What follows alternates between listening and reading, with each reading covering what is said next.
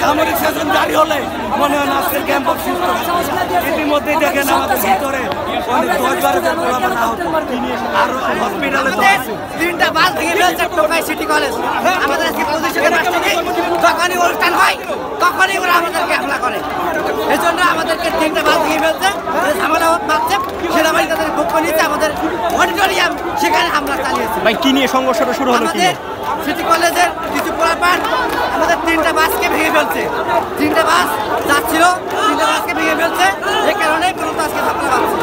একটি বাস থেকে ক্যাম্পাসের আবেগ সে আবেগের এখান থেকে কিছু হতে পারে।